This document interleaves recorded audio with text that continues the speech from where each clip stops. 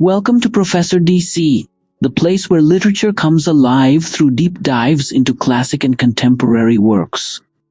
Today we're unraveling the complexities of Robert Browning's compelling dramatic monologue, The Patriot. This poem delves into the transient nature of fame and the fickleness of public favor, themes that resonate as much today as they did in Browning's time. So sit back, relax, and let's peel back the layers of this literary masterpiece. First, a crash course for those who are preparing at the last minute. The Patriot by Robert Browning is a poignant narrative that delves deeply into the fleeting and fickle nature of public adoration. Browning masterfully uses the dramatic monologue form to allow the speaker, a once beloved hero, to reflect on his rapid rise and even swifter fall within the span of a single year. Initially, the poem vividly describes a scene of triumphant return, where the protagonist is lavished with adulation, his path strewn with roses and myrtle, signifying the community's overwhelming approval and respect. As the poem progresses, it captures the essence of a hero's journey, not through battles or conquests, but through the volatile court of public opinion.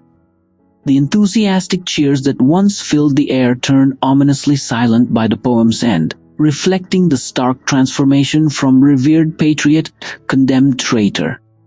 Browning's choice of language and imagery evokes a vivid tableau of the change in the patriot's circumstances, from the house roofs heaving with crowds to the palsied few at the windows in his final moments. The concluding stanza serves as a chilling reminder of the precariousness of heroism in the public eye, as the patriot notes that he is safer in the hands of divine judgment than those of the very populace that once celebrated him. This dramatic shift underscores a broader commentary on human nature and societal values, how quickly we can elevate individuals to great heights and how swiftly we can pull them down. Overall, The Patriot stands as a stark, beautifully crafted meditation on the themes of glory, betrayal, and the ultimate search for redemption beyond the ephemeral judgments of society. It challenges readers to consider the price of fame and the inherent instability of being placed upon a pedestal by a capricious public. Background of the poem. The Patriot by Robert Browning is a poignant exploration of how quickly public opinion can change. Written in the Victorian era, a time marked by rapid social and technological changes, Browning's poem reflects the uncertainties brought about by such shifts. The poem, through the voice of the fallen hero, discusses the hero's rise and drastic fall within the span of a year, providing a critical look at societal norms and the consequences of political actions. Let's understand each line now. Poem with explanations. 1. It was roses, roses all the way. The speaker recalls how his journey began with universal adoration, symbolized by roses covering his path, indicating a celebration of his achievements. 2. With myrtle mixed in my path like mad. Myrtle, mixing with roses, enhances the imagery of honor and high esteem awarded to him by the people. 3. The house roofs seemed to heave and sway. The roofs appeared to move with the weight of spectators, a hyperbole emphasizing the vast number of people who came out to celebrate him. 4. The church spires flamed such flags they had. Church spires are described as flamed, possibly reflecting the festive banners and the fervent spirit of the crowd. 5. A year ago on this very day. This line sets the temporal setting, indicating the reminiscence of past glory. Summary of stanza 1. The first stanza vividly paints the patriot's triumphant return, where he is met with overwhelming love and celebration, symbolized by the strewing of roses and myrtle, a public that once held him in great esteem. 6. The air broke into a mist with bells. The air filled with the sound of bells, creating a mist-like effect, suggesting a dreamlike, almost surreal celebration. 7. The old walls rocked with the crowd and cries. The ancient walls of the city seemed to resonate with the shouts and clamor of the crowd, emphasizing the intensity of the moment. 8. Had I said good folk mere noise repels.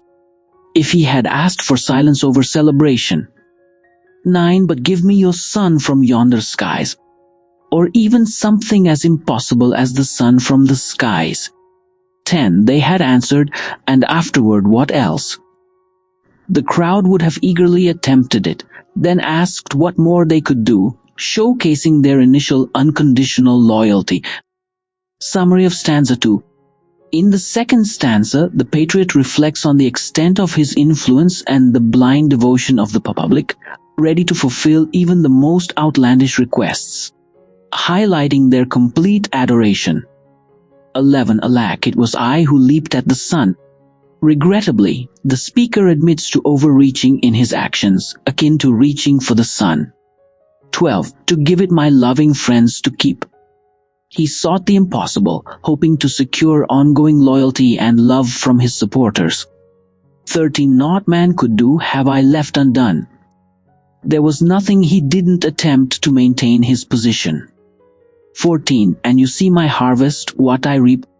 Now he faces the consequences of those actions, his harvest. 15. This very day now a year is run. As the year concludes, so does the cycle of his fate, now reaping the negative outcomes. Summary of stanza 3. This stanza offers a somber reflection on the consequences of the Patriot's actions. Despite his efforts to appease his followers, he now faces the repercussions alone and contemplative. 16. There's nobody on the housetops now.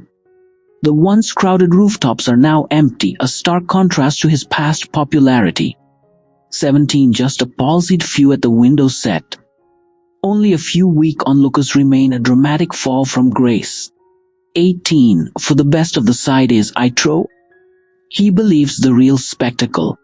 19. Gone out with the crowd to see me die. Is the crowd now gathering to watch his execution? 20. As the hangman goes to his office below.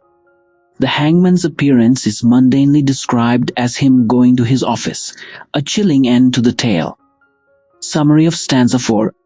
The final stanza reveals the cruel twist of fate. The Patriot, once a celebrated hero, now faces his death as a spectacle for a once adoring public, now indifferent or even hostile. Fifth stanza. 21. Thus I entered, and thus I go. In triumph I was ushered in, and in defeat I exit. 22. In triumphs, people have dropped down dead. 23. Paid by the world what dost